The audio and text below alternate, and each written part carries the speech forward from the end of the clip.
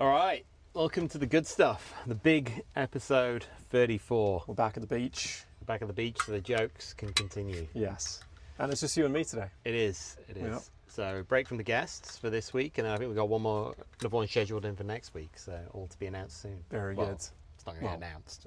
We'll just turn up, hit record, hit publish, and then you'll find out. Yeah. Very good. What are we talking about today? What's the theme?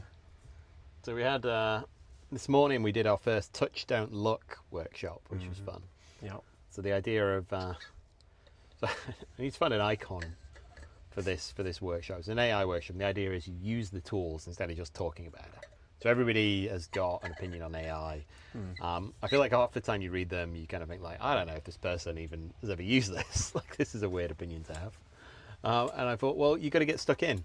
So when I was thinking about the icon for that, I was like, what's the icon for this? So I came up with Steve Irwin wrestling a crocodile. Yes. That's what we did this morning, is we wrestled a few crocodiles. It is actually very apt, though, if you think about it. Like, you kind of do need to be a bit gung-ho with this stuff to properly get your hands dirty. I think so. It's like the literal... Steve Irwin would never have hesitated just jumping on a crocodile. Exactly. And he would also have just gone to a touch don't look workshop and built himself his own customized to-do app with like various different things. So that's what we had this morning, is a room of people just all building their own like personalized like action tracking and to-do apps and Kanban boards, and you replicated the new Basecamp board, right? Literally on the way in. So when I woke up this morning, I'd flicked open LinkedIn, which is a terrible thing. Never do that. That was a mistake. I was actually looking for content that we'd put out yesterday. Yeah. That's the only reason why. But I'd gone on there and I'd seen the Basecamp guys release a new to-do app, and I was like, we're going to build a to-do app in today's session, so let me have a look at it. Yeah. And then, steal all their good research and ideas and just replicate it like a Chinese sweatshop. The one thing they do well, to their credit, is product design. I feel like that's where they excel. So I was like, there's bound to be a few things I've just not thought. And to be fair, I didn't think much about it anyway. But I was like, they probably thought through this quite a bit. Let me see what I could borrow from them. And then I just thought, this will just be a good exercise. Like, what is this, 60 minutes to 90 minutes? Can I replicate the user interface as closely as possible in that time? Yep. I think I kind of got there. There's definitely stuff that's missing, of course. But yeah, in terms of look and feel, it's almost there. Yeah. Well, it's interesting. I mean, like, the idea of that workshop is to have that like aha moment for people where they realize like, oh shit, like I can do stuff. Like I never thought I could make changes to software. I mean, like, we went around the room and like nobody there had ever cloned anything from GitHub. Nobody had ever made changes to open source projects. Nobody had ever made anything and deployed their own app. And by the end of it, they're all walking out with like their own mobile app running. Yeah. I think it's quite a surprise, like, when you get that far in an hour. And it's like, yeah, this is what we can do in an hour. Now imagine what you can do in 5. And imagine how you can get if you just have this as part of what you do, like, every month. So yeah, I reckon the meta question in there would have been like, what is GitHub? That probably we just assumed that, to be fair. Yeah. But I reckon that was probably a fair question that would have been in people's heads. But yeah, it occurred to me on the way in here, though, that we never really talk about what other stuff is on this podcast. And that might be a byproduct of us still trying to figure out exactly what it is over the course of the last year as well, and experimenting in different ways. But it does feel like we've got a little bit more of a structure or format for what we want it to be. Yeah. And so I thought maybe we should also just explore this in a little bit, not to be like, self-promotional in any way, but more to just explore why and like how. Say it out loud in front of people. Yeah. I think it's okay to talk about what you do. I would think that I get asked by people that listen to the podcast and like, but what do you guys actually do? Yeah. So I think we've changed it up a few times. We've done several different projects and had like different things going on, but I like the plan for the new year. Yeah. So yeah, maybe we just like lay out the different parts of the plan and like how we're doing it, why we've started this new workshop series. Because the touchdown look, like in and out, like what we do is we take you from never having coded an app before in your life to having coded your own best of breed like to-do app. And the idea is that it should do what you want it to do, not what somebody else wants it to do. And if there's something is named incorrectly, or like, button's not in the right place, or you wish that it did something else or a different workflow, we should just put it in there, and you shouldn't be constrained by somebody else. So you shouldn't have to go and pay like 50 grand for somebody to build you something. It should be accessible to you. And I think most people have never done this. They don't know it's an option. And so when you take them from 0 to having built something themselves in an hour, it's a bit of an aha moment for them to go, oh, I get it. Like, the AI helps me do stuff that I couldn't do before. That's a useful skill. It can fill in the gaps. Like, it knows how to do the code. I know how to tell it what to code. Therefore, I can come out with something. And so that was pretty cool. And it seemed that we managed to turn on a bunch of people today to that as an insight. Yeah. I think the like what's interesting about this, so I mean, we've kind of thought about this for a while, but like, we both had these moments as well, just natively when we started playing with the tools. We had these aha moments, and then we started to like smash through barriers that we'd put up for ourselves from past experience. And and we've talked about this on the pod quite a lot, how liberating this technology is, and how empowering it can be. I think this is still something that people just defer. Like, they just, their natural instinct is, I need a programmer for this. And so that makes it very challenging for them to consider what's possible. And I think the other thing we'd mentioned in the session as well is the other limiting constraint tends to come from the technology itself, because most people's consumer-facing AI is essentially a chat box. That tends to place a constraint around what you think is possible, because you're having a conversation with an agent rather than going and playing with a coding agent in the terminal. Those are very different experiences. And so that naturally kind of funnels you down a particular pathway. And that pathway has a bunch of preset constraints around it. My natural inclination is not to go into the Claude desktop app and go, let's build an app. I mean, you wouldn't expect it to build an app, right? That's right. It's the wrong sort of spot for something like that. Whereas, like, when you're in a coding terminal, you also just wouldn't ask it to search the internet necessarily. Which is odd, because it can. It can go look at whatever page you need it to. So it's, So I think that's interesting to bridge those two tools. I mean, the other thing inside there then is, like, we were opening up Wingman to more people now. So, I mean, we talked about Wingman as its initial design was always, all right, I kind of want to have the thing that I run on my computer for myself. And then it was like, you know what, you could probably run a business on this. Like, that became the next use case. And then it was like, look, you could use this to show people like how it could be done. Because I found that every time I was doing something a lot, and if I had to keep jumping back into the terminal to do stuff, I was like, I could just write a little program to do that bit for me. If I had a program, I could then have a website with a button, and then now I don't have to do any of this again anymore. And it makes it nice and smooth. And it allowed us to then bring people into that first like aha taster, which was the whole point of like not marginal gains. I'm getting ahead of myself. Yes. Of the touchdown luck. So what's marginal gains? Because I said that by accident. Should but like, should we flip to the end? That's or should the we go end to of the spectrum. All right, no, go to Speedrun.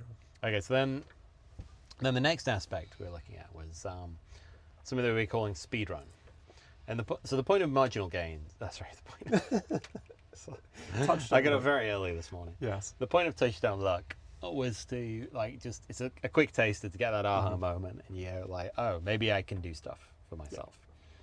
And then the point of Speedrun is to just very much surprise you with how much stuff that you can do.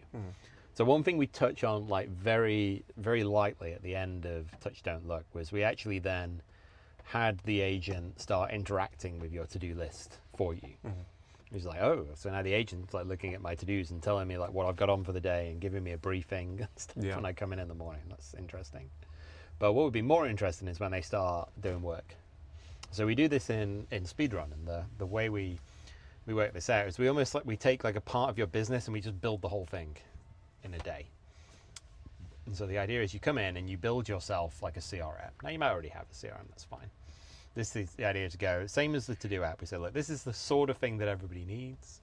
They're not that complicated really. It's just a database, and then you want to use it in a particular way, and often you can't customize it to do what you want. So we'll set up a standard version, and then we customize it to do exactly what you want and your onboarding flow for new customers, so your funnel. And then we write a marketing website for your business, and we do that from scratch as well as like a brand new website. And then we say like, oh, there's a blog section on this website that will read blog posts from this folder. So we spin up an agent that will just sit there and like every 10 minutes we'll do some research and then write a new blog post about your website based on a set of like target SEO terms that it needs. So it can now drive traffic to your website. And then on your website, when somebody comes in, they can click to sign up. And as they sign up, they enter the CRM. And then there's an agent that we're also going to program in Speedrun that then takes them through the onboarding funnel for you. So that now you don't necessarily have to do that. So the tasks that you would otherwise do, like sending out all the emails and onboarding people, can all be automated in that funnel. But it's a version that you built yourself that will do exactly what you want. So that's the purpose of Speedrun. And again, it's building on what we've done in Touch Don't Look. And the idea is that like, oh, I didn't know I could do anything. And then it becomes like, shit, I did all that in a day. What the hell? Now at that point, you should be thinking, well, I should just like spend a day on this, a month or something. Like, you know, how do I make little things here that are going to make my life easier? So if I can do that with CRM, like maybe I'll use that in my business. Maybe I won't. Maybe I'll put my website on there. Maybe I'll then use it to generate content. Maybe I won't do that. Maybe I'll do something different. But there's all sorts of areas of your business that you might start to then look at and go, okay, I understand how this can work. Like it can do work for me, and it can run apps. It can create new apps. So now I've got 10 ideas. And so what you do at the end of Speedrun is you get your first month of Marginal Gains. And Marginal Gains is ideally going to be our like SME targeted community that will be running in Perth and online if anybody wants to join. And where we have sort of events, socials, there's learning sessions. So, you know, we'll teach you about various new things that are going on in AI, like workshops, that sort of stuff. But also we do rapid prototyping every month. So we'll choose in the community, like what's a particular problem that people have got. We vote on that. And then we'll just develop a solution to that product that we can set out into everybody's wingman, because everybody gets a wingman inside Marginal Gains. So then you can run this on your wingman and then customize it to exactly how you want it to work. So there's a few different like approaches to the architecture here, I think, that we'll take that will allow us to basically like segregate out a little bit of the front end and back end as well, so that you can do that. You can change the process, how you interact with stuff without necessarily messing up all of the data model. So we can keep it nice and secure, nice and private. We build that bit once, and then you can iterate over the top of it with your interface and how you want to interact with the stuff, which is often what people want to do. And so that'll all be available to our Marginal Gains. Sorry. Yeah, yes, that's right. Yeah, that's right. You got it right. I got it. Yes. Fuck yeah. and then like obviously with those people as well, like, you know, sometimes there'll be some custom work you want to do. So maybe you've got like a particular legacy app or something like that. It's, I'd love to have this in Wingman. It's not necessarily the sort of thing that you can just pick up and put in there. But we could just, you know, again, there's custom work we could do to get that in. Or if you wanted to do, you know, rapid prototyping days where we come in and in a day we just smash out an app. And at the end of the day, you've got something to get you going. So like there's all this sort of stuff. But that'll be for the Marginal Gains customers. So that's the plan. This is the redesign of other stuff. And obviously, good stuff. Well, I like it. It's what's pretty not obvious is this is actually what we thought the plan should be a year and a half ago. We've kind of just like circled back to the. Do you know what I think, because we're actually just staying true to like the kind of the core values that have driven us as well. Like part of it is kind of more interested in uplifting small and medium-sized businesses, and because that is just a democratizing force. So we should actually support SMEs as much as possible. We have less interest in working with like the big conglomerates of the world. So, you know, they can go off and do their own thing. And then the other is it's community. So that's the kind of the one of the benefits of embracing the technology, is it should literally be freeing us up for more in-person time. And it's time for us to learn together as cohorts and to, you know, share problems and look for shared solutions to this stuff, because a lot of that stuff does occur across different businesses and different industries. People tend to attack these problems differently when, you know, we could just do it together as a community. So I think that's also like part of the driver. It kind of makes sense that we've gravitated back there. And so another like a thing that people often give like AI shit for recently, which it's interesting because I become more I would have maybe given AI shit for this a while ago, but now other people have glommed on. I'm kind of anti it. So it's this idea that like somehow it's going to dumb you down. And like, does it take? Like, it came up last week with Jared, and like, does it take away the craft? Yeah. And it's like I really don't think it does. Like, I think it gives you more agency back when you start to use it like that. So I like the idea that this is an area where we can work with people that tend to be quite high agency. Like, so if you're running an SME. You usually a pretty high agency person. You had to be because you've made, as we said in the session with Bill, right? And Gabe, like you've made something out of nothing. So just from nowhere, like very impressive, like well done. If you've done that and then it's survived and become profitable, that's amazing. It's like a magic trick. So I think to work with those people to like help them understand how you can use these tools to do stuff is great, but also it just like it's the sort of person as well, like where let's say you were going to sell them like the app or you were going to sell them the consulting or something like that. It's kind of like you'd have to look at it and go, you know what, you're the right sort of person to just use these tools yourself, and you'll probably get more out of using them yourself. But I get that you don't know how to yet, and you're not necessarily got the time to do that. To spend like 10,000 hours doing it, but you could spend like 10 hours doing it if you had the right source of guidance in how to do it. So I like the idea of like bringing those people along on that journey and saying like, look, we've done a lot of experimenting and a lot of trial here to figure out what works. Maybe we can just show you how to do it yourself. So give the man a net instead of a fish. Type of thing. Part of it is also like we don't necessarily know what the best way to solve that problem is for them. Yes. And I think this is like one of the benefits is you can just build software for yourself. And that was part of what I've spent a lot of time on this year is so kind of started out looking at my bank statements and pulling out like where I'm spending money on subscriptions and going like, okay, like obviously like work related ones, and like, how can I build like essentially local tools that I will just use so I can replace that tool stack that I'm paying for every day, every month. And that was part like research and experimentation, but also it was part practical because I was like, it's just like, it does just add up over time. You don't really realize it because you're just like, I'll just keep adding more and more subscriptions. Now, to be fair, some of that does get eaten up by paying more for like AI subscriptions, but that's fine. Like I feel like at least that's quite productive. Whereas some of these other tools are quite extractive. And so if we went along and were just like, we'll build this tool for SMEs who we're trying to like empower and uplift, that feels like it's kind of in conflict with the values a little bit. And they just understand the problem innately. So we'll just teach you how to solve it. Yeah.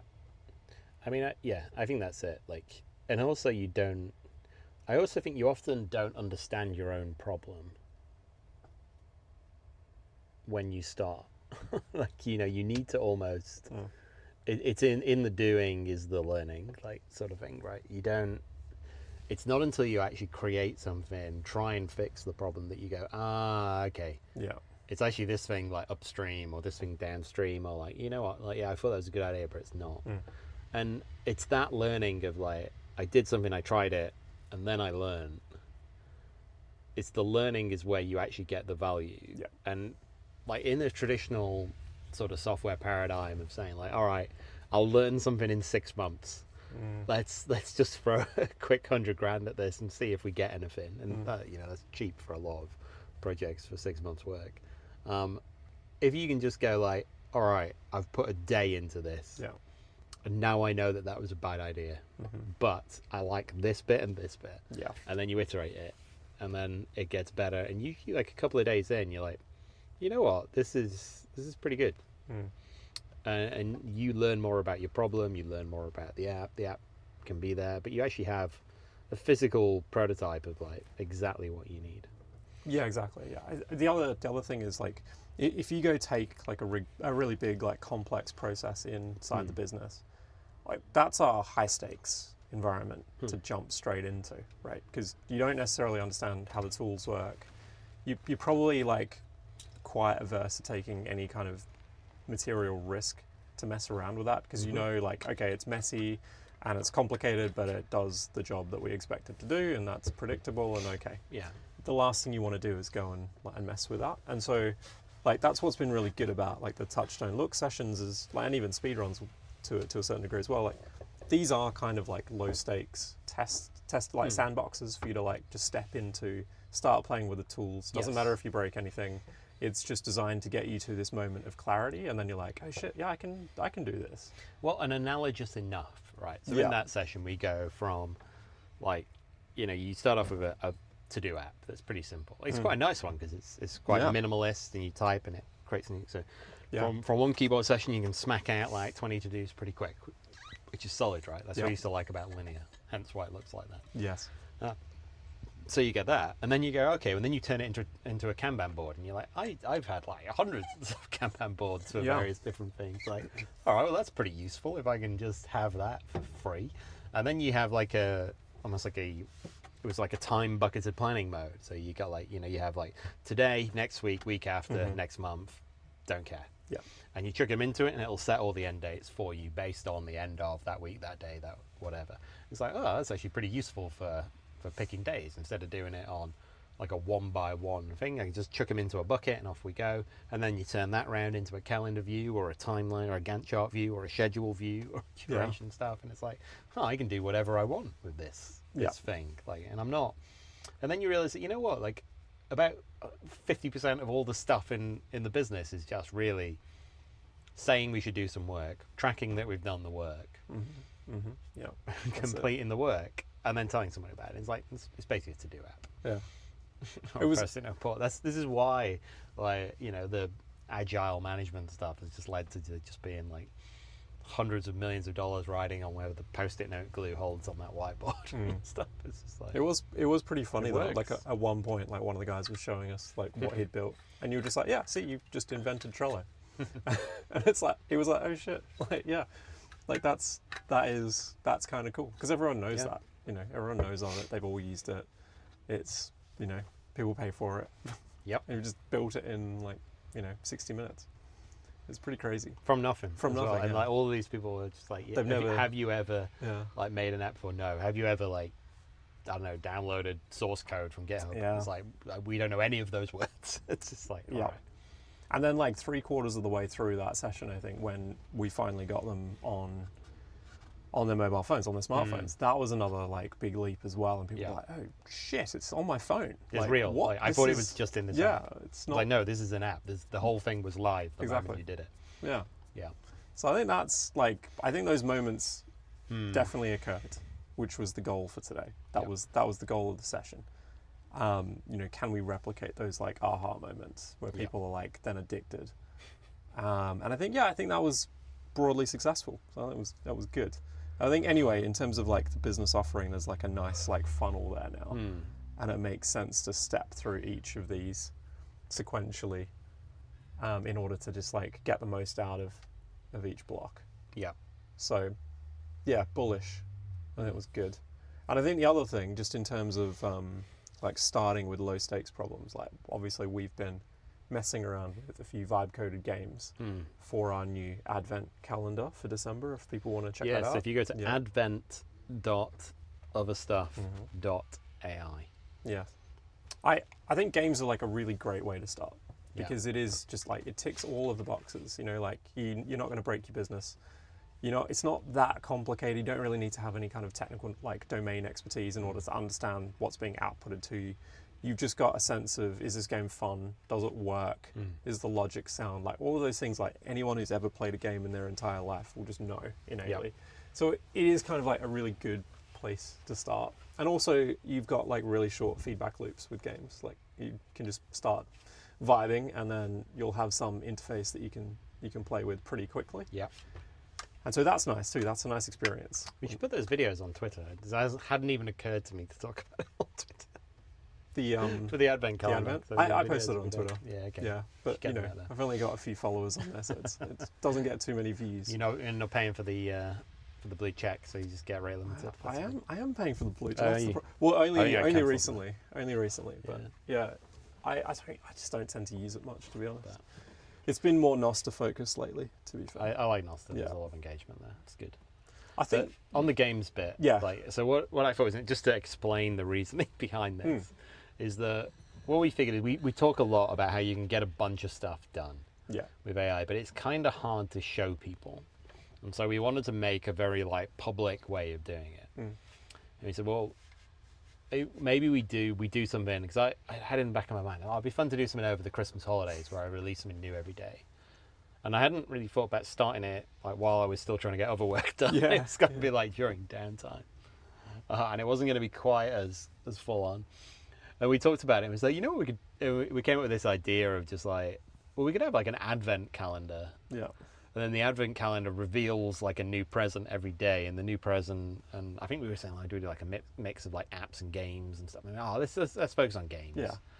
And then it's if we create 25 games from scratch. Yeah. And look, if you've got things that you want to be built that you think would be a fun game, just tell us, because we haven't built the games That's yet. the So thing, we're still scratching around for ideas. We've not been doing it for 6 months. We've got a list of words in Yeah. a spreadsheet and go, that word That would could be a game. Yeah. This used to be a retro game, so we could get a version of that up.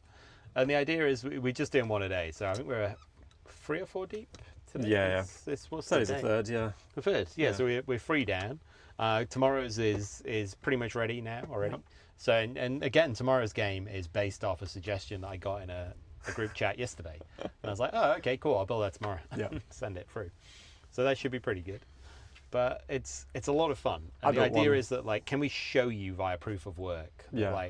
You can do a lot. Here's 26 websites that we've built just for the purposes of showing you that you can build a lot of websites in 25 days. Yeah, just as a interesting medium of information, I think, website. I think slides are out. Just build websites now. The kind of ease of development and speed of deployment for these things is just such that you may as well just make something more interactive and user-friendly that you can push out to a bunch of people. And I don't know. To me, the concept of slides now just feel completely brain dead. I'm not even going to read them. But a website, you can make it a bit more interactive. You can capture information. You can make information available in much more user-friendly ways. You can make it interactive. So it's nice. Yeah. So that's been a big breakthrough. But yeah, and obviously again, games are fun. We've talked about this a few times on the pod. It's just it's entertaining. Yeah. So you kind of if we're gonna just the alternative is just talking more about this stuff. Yeah. And putting it out on LinkedIn and Nostr. And so it's fine. You probably do need to do a little bit of talking about this stuff, but you can just show. I think the trouble with talking is that everybody can talk. Yeah. That's it. And I think, and that's what got me a little bit recently, is I found myself reacting and being angry man shouts at clouds sort of thing, with a few people's opinions. And I was like, oh, this is just fucking nonsense. But it's also, the subject matter is just so benign. Why are we bothering with a lot of this stuff? It does very much strike me that the commentators for a lot of this stuff have just not used the tooling at all. Well, that was it. I looked at it and went, I don't believe that you really have engaged with the tools if this is your opinion. But also I can see why you have that opinion, because I also can see where you make your money. Yeah. And I can see why you don't want people to increase their own agency, because you need them to pay you to tell them what to do, sort of thing, and to be a thought leader or whatever. And I was like, yeah. But then I thought, you know what, getting a bit angry about this, because I was like, should I be shit posting and subtweeting these people sort of thing on LinkedIn? And I thought, no, that's kind of that's bad energy. Yeah, exactly. I shouldn't do that. Yeah. What I should do is something that proves that they work. Yeah. And I should just stop talking. We talked for so long about we should probably record some of the coding sessions, or show how quickly you can do stuff, or record videos of doing stuff. And I was like, and again, that didn't quite hit the nail. Yeah. And then I think when I thought well, what if we just built 30 websites in a month? It's hard to replicate. You can't do that and go, yeah, okay, that's quite a lot of websites to launch in a month. Exactly. I probably couldn't have done that. How did you do that? And you say, well, we can create a website in 5 minutes. Yeah. It's I got to the point where it's quicker to create a website than it is to create slides. Yeah. It's just like even today, like no slides in the workshop. Like there's just a link. You go to the link, and everything you need is there. Yeah. Yeah. I think that's the way to do it. No, I agree. I think yeah, because you touched on something there that I've been thinking a lot about lately, which is like energy. I think energy is also something that's shaped a lot of the decision making around like what we want to do with other stuff. Because maybe the part we didn't like talk about earlier when we were talking about how we've circled or why we've circled back to this kind of offering. Yeah. I think we both naturally tend to be in a higher energy state when we're doing this kind of work than some of the things we've been doing. Yeah. And like this is something I've been thinking about a lot over the last like 6 to 12 months, is like less focused on time management and more focused on energy management. And by that I just mean I've got some loose idea of what I want to do in a day, but I'll largely listen to my body and how I'm feeling in terms of when I'll get it done. And I actually think this is something that's very liberating with AI, because like a lot of the things that sit ancillary to that, the menial tasks that would otherwise like just eat up a lot of time, like we can just palm off to an agent, so we can maintain that kind of like elevated energy state. And so like, because some mornings I'll just be like, do you know what, I don't want to get started right away. I'd prefer to just go grab a coffee, sit down with a book, and just get like half an hour in or an hour in and just not worry about the work. And I'll do the work. I'll push the work out later in the day when I'm feeling like it. And then sometimes the inverse happens. Whereas it's like in the past, I don't know, maybe it's just a byproduct of listening to a lot of Tim Ferriss podcasts, but I was always like, I've got to like hyper organize my entire day, and I've got to do that every day of the week. And I've got to make sure it's like, you know, everything is like, there's a place for everything, and I'm doing that thing. And if I'm not doing that thing, then I'm unproductive, and, you know. Whereas now it's like very much driven by energy states. So I think that's like a nice like thing to explore as well with AI. Yeah. Because I do think AI is the thing that enables you to tap into that energy state more. I think so. And like it, as you said, like it does the bits you don't want to do, which is great. Like, and it does everything quick enough that it allows you to stay in like the flow state of the bits that you like, and it picks up the rest. Yeah. So like, you know, even if you just did like coding, you could just be coding all day, and it could be writing your documentation, and now you never have to write documentation. Right? Like that would be a good thing. Or you write all your code for like the core stuff that you want, and then it writes examples for how to use your code. You don't have to do that. Or if you're writing a book or something like that, you know, it can do all the editing for you on your behalf, but it doesn't actually do any writing, but it allows you to just be in that drunk flow state of just like pumping out more and more ideas, and it then organizes them for you. So I think there really is like a good use of like AI to be this like extra like intelligent thing that just picks up the slack that you don't, that is bad for your energy. Because I feel like the usual way of framing this is like, oh, I'll just do all the dumb stuff that I don't want to do. Yeah. It's like, no, it can be as creative as you. It can be as like, it can be as good at editing stuff as you, but it depends on which bits you'd like. You know, like if you're really good at editing stuff and you're not very good at creativity, let it just create a bunch of like stupid ideas and then edit them down. But if you're really good at creativity and you like your idea and you don't need any help there, then just let it like edit your crazy stuff into like something with a bit more structure and form. Like I think it's great, like just how it can pick up that slack. Like, I mean, as I said, like it's not that I like coding necessarily. I like what coding allows you to do. Yeah. Like as I described it today, it's like a magic spell. And it was always the case that if you had the right words that you could say, then stuff happened in the world. Yeah. And like people could create spells that made billions of dollars.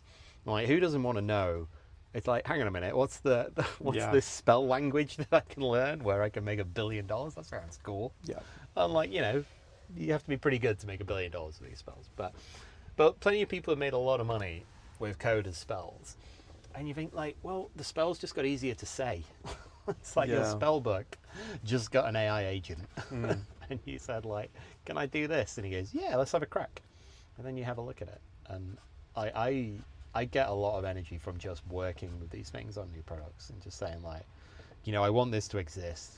All right, how do we start it? And then we do the first bit and we just make nothing but progress. That's one of the things that you know, we talked about it in the Duolingo type context, and like coding stuff or like GitHub trackers, and like it's amazing that like when you try and like, this is why I was used to like, I like vibe coding as a term these days. Again, I think because everybody's shitting on it at the moment, but I used to shit on it from the term that like it makes it sound like what you do is just go build me an app that is the best app, and then it comes out, and that was never like even the way it was introduced by Karpathy, right? Like, it was always supposed to be about like, it's about like not over engaging with the code and just being in the flow about the product you were trying to build. So probably should have been called vibe product managing or something like that. But that's got a lot of time for, because it's like, and that's not, it's terrible. Vibe coding is the right term for it. It sounds much better. But you say like, like it's good to just focus on the product and just on the creation and the act of creation of this new thing that never used to exist. To the point where these, I mean, like for this advent calendar, right? We've got a whole, we've got a custom built, like analytics software built into it. Because like, we could use Google Analytics. Like, gross. Like I don't like how just like we don't need to follow everybody all around the internet. I just want to know. Like if I had a couple of key metrics, it would just be like, how many people have hit the page on a day? That's pretty much all I need to know. That's it. Do I really need Google Analytics for that? Do I really need to subject like people that come to my website to this? And so I built from scratch like a Nostr based version that allows me to even gather all the data on my own home computer, so it doesn't exist anywhere else as stats.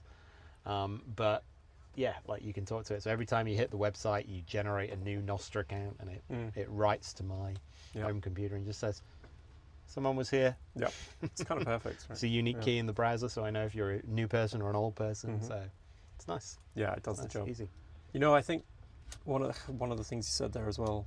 I was trying to like frame it, because I think you mentioned like 4 or 5 things that like could all be pathways we could dive into, but I feel very tired, but like I'm talking like me too. Manically.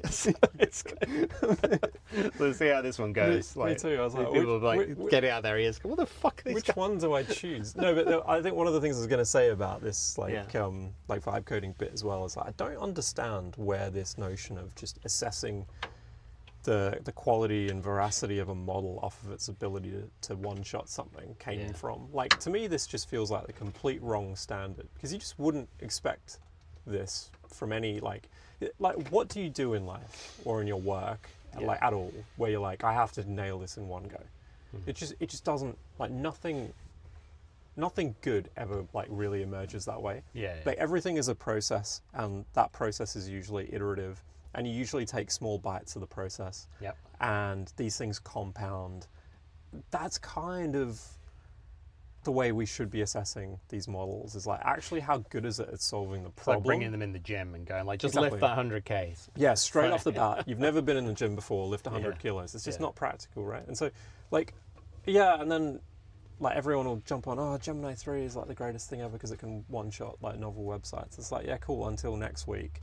And then something else will come along. But like, how good are these things at actually solving your problems? Like, I think that requires like more of a process. It requires you as well. It requires you. It's your problem. The AI exactly. doesn't have this problem. It's fine. It's chilling. No, exactly. It's just, you've got a problem, so work with it. This is also like part of the rationale behind Marginal Gains as well. Obviously, it's like, we're kind of referring to it as like a small business gym. The idea is like, don't just turn up to these things and go, I'm going to lift 100 kilos. And what's analogous to that is like, don't walk into your business and go, right, I'm going to automate the whole business day one. Like, it's just not going to happen. So you may as well take these small bite-sized chunks out of your business over the course of years, and just do it as like, this kind of compound effort over time. So I had a thing I was going to say earlier, and I thought, we've moved on. Do it. But we've circled back now, so it's fine. Yeah. It's fine. God, so good at segues if we didn't announce them every time. Which was, I thought it was interesting, because we talked about doing the low stakes stuff. I said, like, sometimes you should just like pick the low stakes thing and like check that. And I was like saying, it's kind of true, but there is like a different version of this, which is that people regularly take like the most important business processes are actually the things that are all customized inside your app, inside your business. And so like in almost any business, no matter what the size, there'll be like a very critical like operational process or something like that, which has got like an Excel spreadsheet that manages the thing. Yeah. And it's like, and you would say like, an Excel spreadsheet is not a secure, like people bang on about fucking security the whole time as if like we can't solve this. Yeah. But it's like it's just like, that's just good architecture and we can deal with that with good architecture. Like, but all the most important things in your world are on a spreadsheet where if somebody deletes a column, it's just gone. Yeah. Like, you know, best you can go back to yesterday. It'd be so easy to wipe out half the data. Like maybe you've got a password protected field on it. I don't know. Yeah. Or like somebody will have like coded a macro 20 years ago and like nobody's dared to look at it ever since. God knows if it's correct. Like these things exist all over the place. And usually it's on the most critical thing that's unique about your business because there isn't anything else that does that. Like, you know, if you want to, like if you've got a support desk or something, like your support desk looks like their support desk looks like their support desk. It's all the same thing. It's very standard. All the support functions in your business tend to be very standard and they'll spend like shit tons on software to do for no reason for standard things, right? For like SAS for this, SAS for that. But then the stuff that's like uber critical to what you do is probably just been cooked up by somebody on an Excel spreadsheet. Yep. Every now and again, somebody then made it into an Access database. Yeah. It's sometimes good, sometimes bad. That's it. Yeah. You know, like it's not the way that people choose the least risky things. It's often the most risky things that they do. Yeah. But it's also the thing that you would never get software for half the time. Because when you, like I've seen, again, like in the bigger end of town over here in Perth, there's people that will spend, you know, $50 million trying to replace an Access database that it's fine. Yeah. It actually did the job for like 20 years. And it would have cost like, you know, one guy just did it on the side because he knew intimately what the process was and what all the data was, and then somebody in like the IT department says, oh, you know, this isn't like secure enough or it's not robust enough for this and we can't see that, we can't use that data over here. And it's like, look, reasons, okay, like you can do that. And you say, well, was it worth $50 million in 3 years to not do it correctly? Because invariably they get to the end and go, kind of fucked that up a bit. That's it. It's not quite done what we want because we de-scoped everything along the way to keep us into like $100 million when it was a $50 million budget. Yeah. And you're just like, guys, like, it kind of worked. And then you'll find out that the guys on the floor still using that little database that they had on their Excel sheet or their whiteboard. I mean, like it's just the other side of this coin was like, if you go back like 15 plus years in Silicon Valley, like it was basically a known school of thought that you should just go and productize all of the things people use Excel for. Like if people use Excel, if there's a spreadsheet for a particular function, just go and make that into an app. And that was kind of like a bit of a gold rush for a period. I can't quite remember when that was, but that, you know, you started to see all of this stuff emerging. But yeah, how much of this was just chasing shiny objects from enterprise? Just keep using your spreadsheet if it works, it does the job, and you've got control over it. Well, but then spreadsheets are hard to use on your phone. They're not very controlled. It's not very good for putting data into stuff. Like it's like forms, views, charts. Right? They're 3 different things. And if you have an app that does those, you can replace almost everything that you do in your business. Of course you could. Yeah. How do I put the data in? How do I get it out? How do I fast edit it? How do I look at it to see how it's going? I mean, most of this stuff is just more work. Yep. Like, I think that's the other thing. It's like a lot of this stuff adds to processes, and therefore you need more bodies in order to run or manage that process. And then all of a sudden, your man hours just to manage that thing is just like gone up 10, 15% over, you know, a few years. Yep. And then you're like left scratching your head going, why are we doing this? And then it's too late to change because it's like, it's just embedded. It's embedded behavior. At that point, you're stuck with it. Yep. So, yeah. So I think, in a similar way, so I like the way this plays into how we're offering marginal gains. It's just, like, let's do this in like small considered steps. Yeah. And it's progressive overload. Right, we'll keep doing this thing month to month to month, and we'll build the muscle. You're not going to walk in and you're not going to just deliver a completely like AI automated business. It's just not practical at all. Well, and I think the difference is you can focus instead on just getting the primitives right and secure. Yeah. In a way, like, look, it's you customize it to your process. Let us deal with like how, like let's have like everything in this thing publicly encrypted from the start, so that you don't have to deal with like data leaks. Let's have it nicely architected, so you're not, when you're vibe coding it, you're not vibe coding the back end. That's fixed, sort of thing. We know how that works, but here are all the tools, and here's all the API layers that you can play with on top of that to then put it into your process. Yeah. Like stuff like that, I think is good. Let's make it AI accessible from the start. So not necessarily that, you know, there's an AI built into the app that can do some things. It's like, no, the AI can just look at the all the API specs and do whatever the fuck it wants. Yeah. And so now you can start to describe to it in the same way you would have described to another human, like, oh, can you go and do that in this app? You just say to the agent, you say, Goose, can you go over here? I want you to read this API doc, right? Now you got it. Okay, use your signing tool so you have access to it. Okay, now you have your input. Okay, now I want you to go and read everything inside, like, you know, all of these actions that are going on for the next 2 months, and I want you to review everybody's progress against them, and I want you to flag for me, like, all the outliers against it, and I want you to build me a report, and I want to push it into this API. And you wouldn't say the APIs, you say this table, whatever. And it can sort it all out for you on the fly. And just do the work as though it was a human that you'd asked to do the job. Because it has access to all the data, because it's all there. It's sat next door to it. And it's all secure, and it's all got, again, private key encryption built in from the start.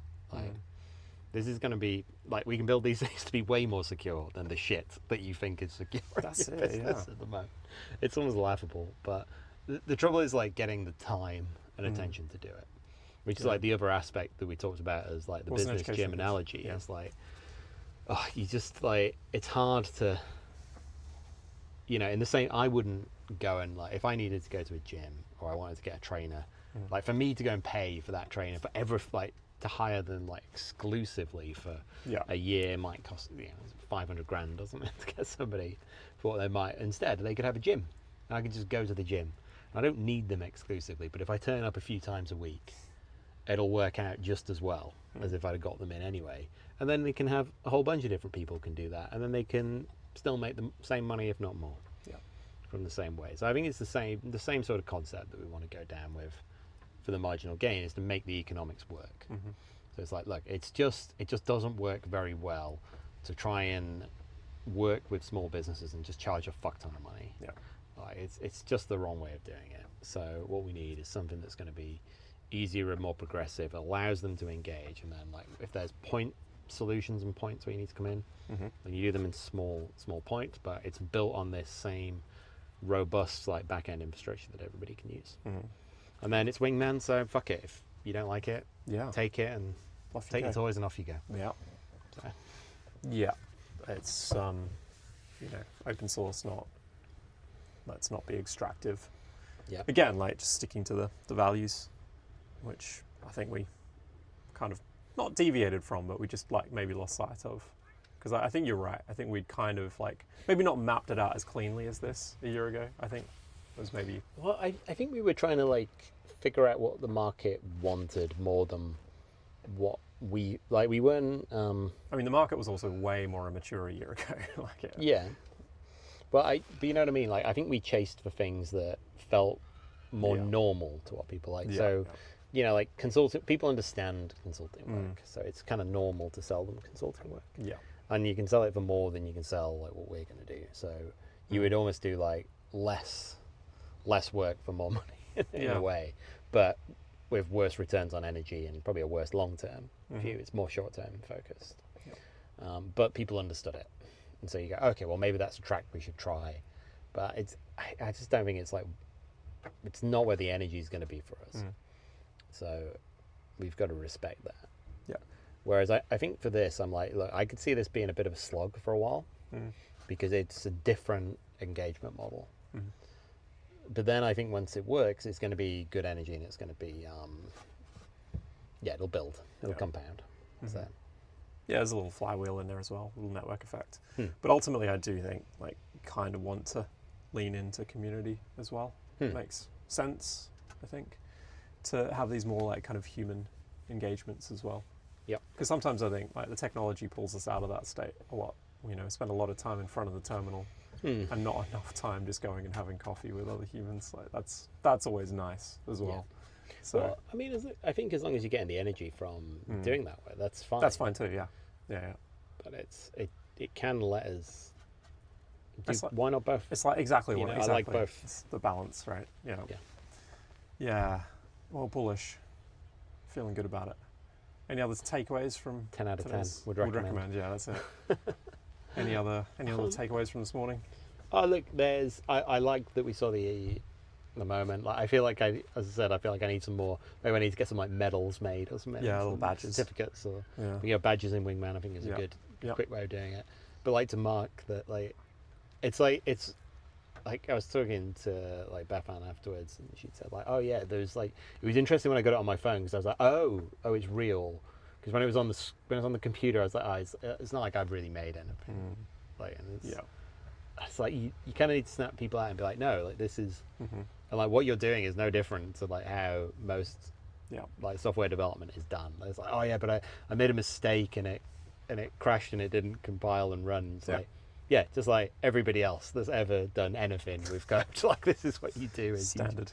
You don't ever get it right because that would take way too much time. You just sort of run it and then go, oh, it crashed. Yeah. Where did it crash? Like, what does the error say? Oh, that. And then, you might be more direct in how you fix it instead of just going fix it. Yeah. As I said after, it's like, all right, on the app card, I'm going to have a button that just says fix it.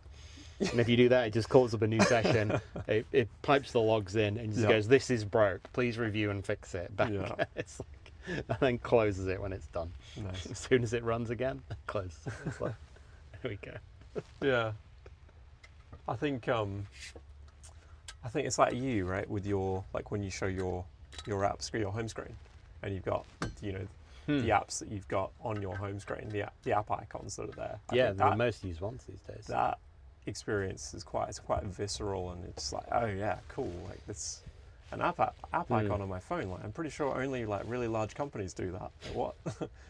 how have I just done that? Like I think that's like that would be a cool, cool step as well for people to experience. What I was thinking as well for us was, what's kind of interesting is that I've now seen you create a bunch of to-do list apps for yourself, and I've created a bunch and they all share a common data structure, but they look completely different. Yeah. And I thought, you know what? There's no reason why that just shouldn't be normal. So what we should do is I'm going to abstract the database out of the app in a way that, like, for us to use, we use the same data structure, but we just have completely different front ends for it, for our internal stuff. Yeah. Yeah, it's like, I feel like I don't know, I can't remember who we were talking to, but it was on the pod. And I was kind of like, I feel like the internet looked nicer back in the early 2000s. I didn't have a particularly good example. I mean, I'm sure Winamp, Gigi would. Winamp is like the classic example with all of the skins, right? It's like everyone who was using the internet back in the early 2000s remembers Winamp. Everybody loves Winamp as well. When you bring it up, oh yeah, I remember Winamp. I loved it. Full nostalgia hit. Yeah. Whatever, like a 007 skin.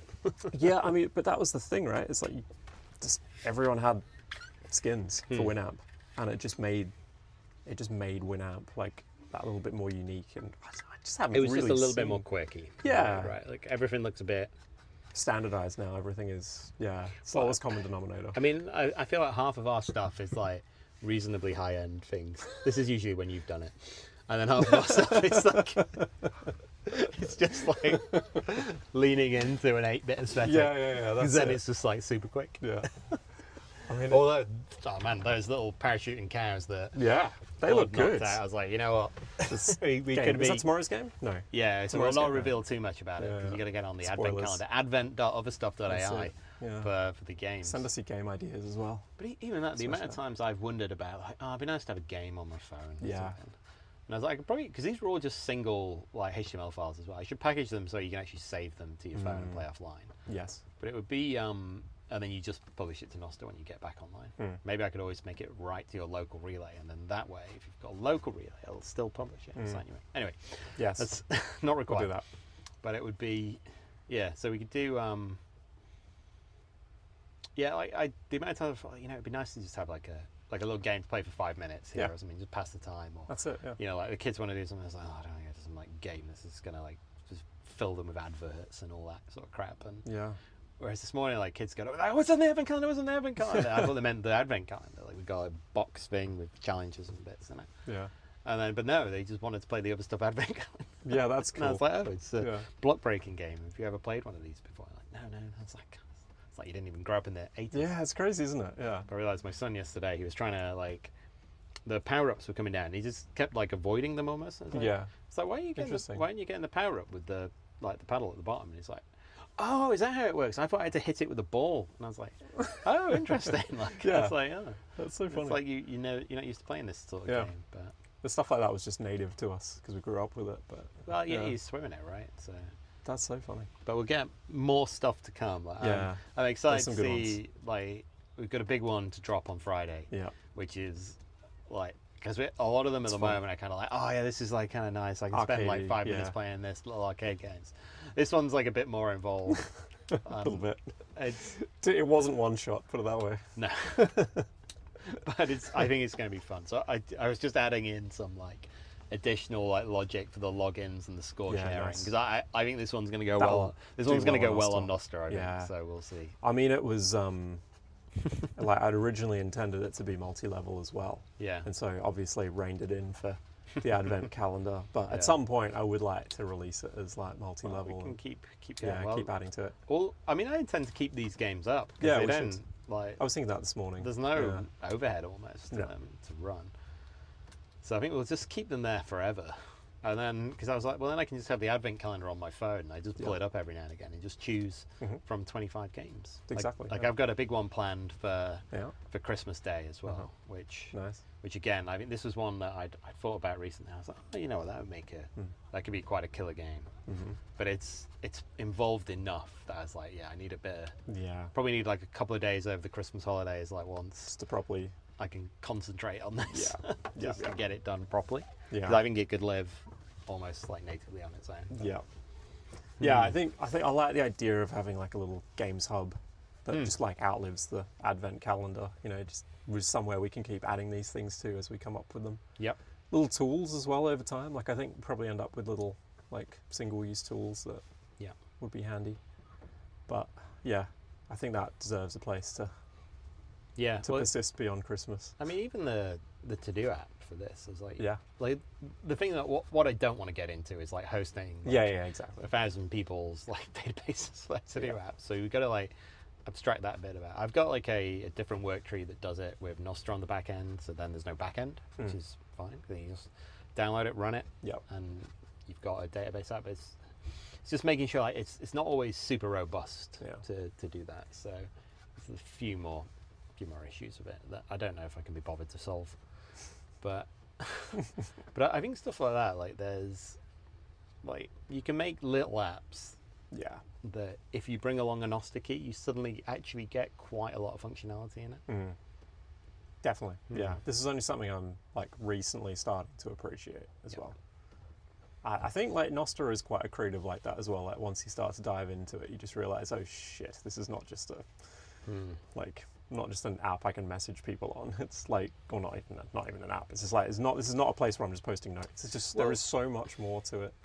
I mean, it's interesting that, right? If you've got a to-do list, let's say you're in a community, like, you know, I like say like a local Bitcoin bit devs over here. Right? Most people are on Nostr, and I know most of the people on Nostr. Yeah. So all of a sudden, if we wanted to organize something, I can spin up my to-do list app, and it's Nostr, and it knows who I am in there. So then I can get it to go and fetch my followers. Yeah. And I could say like, okay, well, look from this like list, you know, get me whoever, and they're there. And I can get, okay, well, I can assign a task to that person. Yeah. And it'll map it to their MPub, and I know that they can only read it if they log in with that MPub as well. And I've got all of that like user management stuff for free. Yeah. Yeah, it's crazy, isn't it? It's like I don't have to like convince you to have logged into the app so I can assign you to stuff. I can just assign it to you. Yeah. And then you'll find out. I could even send you a DM in Nostr to tell you that you've just been given a task, and they'll be like with a link, and you click that, you sign in, bang. Yep. No new accounts. You're not creating new shit all the time. Like, who needs more passwords? It's also particularly handy for sharing high scores on games for the advent calendar. Has been. Well, we haven't like at the moment. We're just sort of banging them out onto Nostr. Yeah. So they're out in the ether, but they're not really gathered. So then, what I intend to do again, if I get a moment, which has been hard to come by recently, is to then like have a bot like pull all of those together and just give commentary on it. Maybe it could even like roast people. Craig David styles. Yeah, I was thinking, you could have So you could like publish your score to Nostr and it can like call your names. Or write a song about how poor your score is compared to the average or something. That's it. Yeah, it'd be cool to revive Craig David for this. Like you can't do that on Twitter. No, you really Facebook. can't. It just doesn't work. It's like, why do you go to all the fucking, signing up for API access on things is just like, and even the user experience of like, we talked about this the other day with Wingman, right? It's like, all right, ideally, like when we do these sessions with people and they've legitimately created an app, it would be nice to like publish that, to have them publish their code somewhere. So I made this code, and then like here it is on a website. Yeah. And it's like, but to do that on GitHub, they would have to like go and like KYC up and build a new account in GitHub, and then I'd have to like get them to go through the settings and create an API key and token, and then get that token, and then export it into the app. It's like, oh my fucking god! Like, how do we, like, this is so horrible. It's a 60 to 90 minute session. We're not gonna get through all of this stuff. And so I was like, look, I think what I'm gonna have to do, I haven't again had the headspace for it, is I'll just make like Nostr Git just like a first class member of the app. So I've already got a key. Yep. So bang, squirt it to Nostr. Right, okay, well you go to Git workshop, bang, there's your code. Yeah. It's the same feeling. Like nobody cares this. They don't know what GitHub is. Most people in the world don't. Yeah. So just give them the thing that, like, then they can. And that will just live forever. Then I could turn off their account, their Wingman could go away, but the thing they did today lives on. Yes. And then at any point in the future, they could spin up a new Wingman and then download it and bang, it's back. Yes. So that's cool. Yeah. We should do that. We should. Yeah, that would be. I think that'd be valuable. Good. Yeah. Because there is that risk, right? When like we're going to clear this stuff in a few days' time, and it's kind of just lost at that point. Well, the other thing I want to explore is just better way. Like it's when you got databases, it's a bit harder. As I was saying, like maybe there's a way we can do like a really lightweight database management type thing that persists for a bit longer. But you could have like I don't know, like you could publish the front end at least almost directly into Nostr, and then just render everything in the browser. Yeah. And at that point, you know, it's like your app could live, even if the data then disappears. Yeah. Yeah. I think that would be useful. Well, and this is where I want to use something like a context VM, where you could potentially even like move the data. So I could have the data for a bit, and so look, your database is going to be turned off, but if you run this on your home computer, it'll still work. What is context VM? Oh God, are we far enough in that I can talk about this? We're just over an hour. I don't know how long. Can you give us a TLDR? Because I think we've mentioned it a few times, and I'm still like maybe a little unclear as well what it actually is. It comes up in passing a lot. I feel. It's because I love it. I think it's like one of the best, most useful things on Nostr. Yeah. So, what's the way of describing it? So, you're aware of like MCP. It's a model context protocol. It's like a standardized manner of calling tools for AI agents. And the way they do this is they effectively like start a program, and then there's like the program has a set of tools, and the LLM knows how to talk to those tools. Yeah. And it talks to them usually directly through what we call like STDIO. So it's like kind of standard input, standard output. So it's like, okay, if I send you this command, you'll send me back this command, sort of thing. Yep. So that's all standardized. And then there's another manner, but like that bit with the STDIO, that's defined in the model context protocol as the transport there.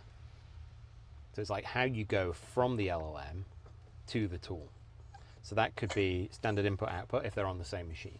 If they're not on the same machine, you can't do that. Okay. But you can do it over HTTP, which is like what you'd see at the start of your websites, which just means like I'm going to send the request over the web. That also works. So you could have a tool somewhere else and then you send a request to it. So that's what's happening inside something like Claude, like on the internet or OpenAI, when you connect it to, I don't know, GitHub or Trello or Canva or whatever. It's like you're sending a request over HTTP using this standard, and then that's how it all works together. So sometimes you can do it locally, sometimes you can do that. Another way, but that the protocol is actually agnostic to the transport mechanism. So clever chap called Jesus, not that one, different one. He generated something, I think originally it was called DVMCP. Your data vending machine context protocol. Yeah. So it kind of like mix the two things. Because there was previously, Pablo had a spec called data vending machines, Right. which is somewhat similar to this sort of thing over Nostr. And what Jesus did, he said, like, okay, well, let's implement MCP, but let's use Nostr as the transport layer. So now, instead of it being, I go from like my LLM, I ask a question, it goes either via a web channel into this other thing where I need to have, if you do that, everything that it hits needs to be publicly accessible for a start. It also needs to have like various security like parameters built into it. That it makes it's very hard to expose something on the web and make it secure. Through Nostr, what you're doing is that you're using a relay in the middle. So all of a sudden for free, you kind of get hole punching. So you could have something that runs on your desktop and I could still talk to it from a website. Yeah. Which is like, if you ever tried to do that, it's impossible, like using web technologies. With a WebSocket, you can do it. So it creates like this little two-way channel between your desktop and this relay, and then between like the website and this relay. So that's how they would talk to them. Yep. And that goes over Nostr. And then that's really what the context VM piece does, is it provides like a wrapper for sending MCP requests through Nostr, which sounds like it's not that interesting. Yeah. But what it gives you is a standardized way of like separating out different parts of an app that can run anywhere in the world. Right. So like I would not have to know where that database is. And that database could be on a Raspberry Pi in someone's cupboard. It's got no web server on there. Like it's not exposed to the internet in any way. And as soon as you don't expose something generally to the internet, you've just like cut down like the attack surface on that thing like a millionfold. Yeah. The next thing is that every request that I send, because it goes via Nostr, is always like verifiably signed by a public-private key pair. So straight away, I get top end like security access to that data. So I can only like say extract data from that thing. Like it depends on how you set it up. You can have more public versions as well. But I could have like tools on here that are only accessible to my private key. So I give it my pub key and it says, okay, only messages signed by your private key can access this data. So again, like I was saying earlier, like you've got best in class like software like access structures here for nothing. Yeah. It just comes for free because we hijacked on Nostr along the way. Plus hole punching. Then you can move this somewhere else. You don't you just turn that one off and you turn that one on. Done. No reconfiguring, no networking bullshit to deal with. Like none of the usual. There's a lot of crap that goes into dealing with stuff and hosting things on the internet and making them accessible, and it all just disappears and fades away. But the idea that you could have stuff locally that is then used like by the internet as well is just, that's sort of brand new. Solid. Yeah. So I think this is a massively important primitive for two reasons. Like one is that I want this. Like sometimes I just want to run stuff like that. I want to own it in my house. And I want to know where it is. I want to see it on that machine and go like, right, that the data's there. But I sometimes want to access it from outside. And this solves that problem for me. Yeah. And I know that only I can access it because I'm signing in with my own private keys, which is one good thing. The other thing is that what you've kind of done there is you can imagine the thing over there could be your database and the thing over here could be your front end. Yeah. You can completely decouple the two bits. And that's also true that you could have, so when I built Beacon, like one of the key bits of the trust model is, well, what if like, say 3 different people could run different parts of the app? So the person that runs the wallet, the person that signs the messages for the wallet, and the person that runs the AI infrastructure are different people. And I don't choose them as the service provider, you choose them as the user. And all of a sudden you've got an interesting trust model where you're like, okay, I trust that person with the keys, that person with the wallet, and that person with the AI. I don't really have to trust that guy because he doesn't do much. That's fine, it can be whoever. This one, I'll care about. That one, doesn't really matter, it can't do anything because he doesn't have access to the key. And so it allows you to figure out your trust models. Now that's a bit niche for most people to appreciate why it would be good, but it makes a big difference to what you could build. And so it's an interesting design space for it. Definitely. So that's kind of broadly why I like it. Is like, but another aspect of that is that it almost allows you to bring your own database to stuff as well. Right. right? So you can imagine, like, I've built apps where the app is just a front end. And, like, hosting just a, JavaScript front end on the internet is cheap. It's almost free because the whole thing runs in your own browser anyway. So you almost don't have to do anything. You say, like, okay, here's a file on the internet, and if you load this file, now you get a whole app. Oh, but there's no data. Yeah, okay, well, press this button, click this on your desktop, right? The app is on your all the data is on your desktop, and you look at it in a website, and you don't have to run the front end. That's there. Just you go to a website as though it was a normal one, but all the data is on your PC. Yeah. So that's how when I was showing you the analytics, so the analytics just runs as a website. Yeah. All the data is on the Mac Mini back in the house. Yeah.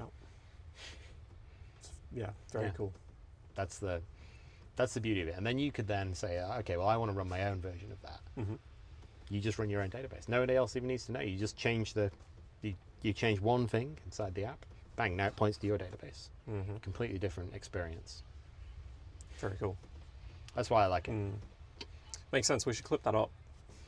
Maybe. I'll send it to Jesus. Yeah. No, I feel like it's like, I mean, as I said, like, aside from you, I just don't see it being spoken about much.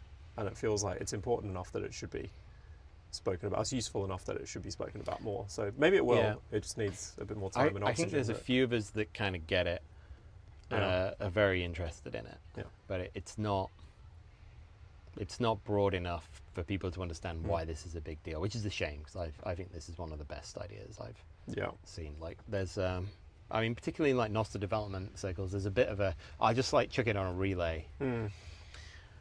And I kind of get it, but then, like, I just don't need everything to be on a relay, and it's just not the best, most efficient way of doing a lot of stuff. So this ability to have a back end, like, there's something really powerful about a Nostr app where you log in and it just runs as a front end, because you could just put it on your computer and run it like an app on your computer, and then it just accesses all this stuff from the internet if it's there, which is kind of cool.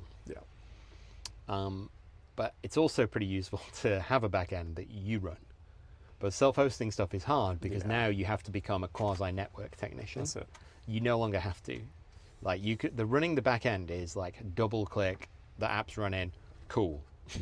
And then the only bit that you would have to really be good at is not turning your computer off. So then it's like, okay, we'll get a little, like, this is why I quite like the Mac Mini as that sort of back end infrastructure, because you go, look, can you double click a button? Oh yeah. I've double clicked a button.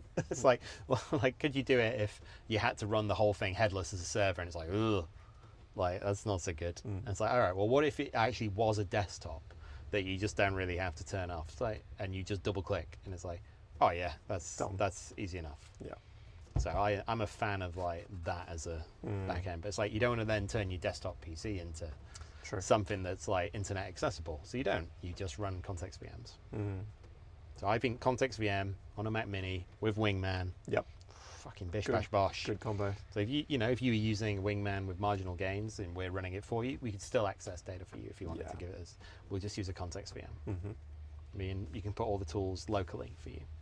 We could write sensitive information over there. You know, like, as I said, better off, like, put a Wingman in the business. That's that employee. That could have been a Wingman. Ideally, yes, that's it.